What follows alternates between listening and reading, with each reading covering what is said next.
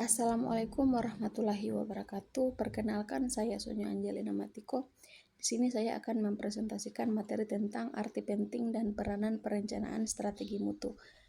Perencanaan mutu adalah proses yang sistematis dan strategis yang dilakukan oleh organisasi untuk memastikan bahwa produk atau layanan yang dihasilkan memenuhi atau bahkan melebihi standar mutu yang telah ditetapkan. Ini melibatkan serangkaian langkah, strategi, dan praktik yang bertujuan untuk mencapai tujuan kualitas yang telah ditetapkan oleh perusahaan. Proses perencanaan mutu. Setiap organisasi perlu melakukan pendekatan perencanaan mutu dari perspektif unik mengenai tujuan dan kemampuannya. Beberapa rencana mungkin lebih rinci dibandingkan yang lain, dan beberapa area dalam rencana perusahaan akan lebih lengkap dibandingkan yang lain. Namun, ada langkah-langkah umum yang mengarah pada rencana yang efektif. Visi, misi, nilai, dan tujuan. Statement visi mengisyaratkan tujuan puncak dari sebuah institusi dan untuk apa visi itu dicapai. Visi harus singkat, langsung, dan menunjukkan tujuan puncak institusi, misal seluruh mahasiswa akan sukses. Misi. Statement misi yang sangat berkaitan dengan visi dan memberikan arahan yang jelas, baik untuk masa sekarang maupun untuk masa yang akan datang. Ada beberapa poin yang harus diingat dalam menyusun statement misi adalah sebagai berikut. Yang pertama, harus mudah diingat, yang kedua harus mudah dikomunikasikan, dan yang ketiga, sifat dasar bisnis harus diperjelas. Kemudian nilai. Nilai dari sebuah organisasi merupakan yang menjadi dasar operasi dan pencarian organisasi tersebut dalam mencapai visi dan misinya. Nilai yang ada dalam sebuah institusi harus disesuaikan dengan lingkungan di mana institusi tersebut beroperasi. Sebuah institusi harus menentukan nilainya sendiri, tetapi setidaknya mencakup beberapa berikut ini. Yang pertama, mengutamakan para pemangku kepentingan. Yang kedua, bekerja dengan standar integritas profesional tertinggi. Yang ketiga, bekerja sebagai tim. Yang keempat, memiliki komitmen terhadap peningkatan yang kontinu. Yang kelima, memberikan kesempatan yang sama pada semua. Dan yang terakhir, memberikan mutu pelayanan tinggi.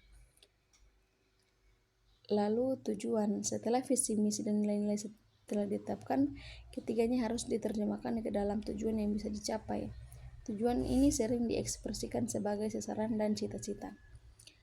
Kemudian, manajemen strategi mutu.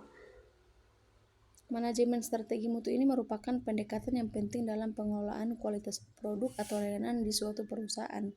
Ini melibatkan proses perencanaan, pelaksanaan, pengawasan, dan peningkatan terus-menerus terhadap mutu agar dapat memenuhi atau melampaui harapan pelanggan. Dalam lingkup yang lebih luas, manajemen strategi mutu juga memperhitungkan aspek-aspek seperti efisiensi, efektivitas, dan inovasi, memastikan keberhasilan jangka panjang suatu organisasi. Riset pasar. Riset pasar adalah proses yang sistematis untuk mengumpulkan, menganalisis, dan menafsirkan informasi yang relevan mengenai pasar suatu produk atau layanan. Tujuannya ini adalah untuk memahami kebutuhan, preferensi, perilaku konsumen, serta dinamika pasar untuk membuat keputusan yang lebih baik terkait pemasaran. Pengembangan produk dan strategi bisnis secara keseluruhan. Riset pasar memegang peran penting dalam membantu perusahaan memahami lingkungan bisnisnya dan merencanakan langkah-langkah yang tepat untuk mencapai tujuan mereka. Kemudian ada analisis SWOT. Analisis SWOT adalah singkatan dari Strength, Weakness, Opportunities, and Threat, atau kekuatan, kelemahan, peluang, dan ancaman. Analisis SWOT sudah menjadi alat yang umum digunakan dalam perencanaan strategi, tetapi tetap merupakan alat yang efektif dalam menempatkan potensi institusi. SWOT dapat dibagi ke dalam dua elemen: analisis internal yang berkonsentrasi pada prestasi institusi itu sendiri, dan analisis lingkungan. Analisis SWOT ini bertujuan untuk menemukan aspek-aspek penting dari kekuatan, kelemahan, peluang, dan ancaman. Aktivitas analisis SWOT dapat diperkuat dengan menjamin analisis tersebut berfokus pada kebutuhan pelanggan dan konteks korporatif tempat institusi beroperasi. Baik, itulah hasil presentasi dari saya. Lebih dan kurangnya saya mohon maaf. Billahi taufiq wal hidayah. Wassalamualaikum warahmatullahi wabarakatuh.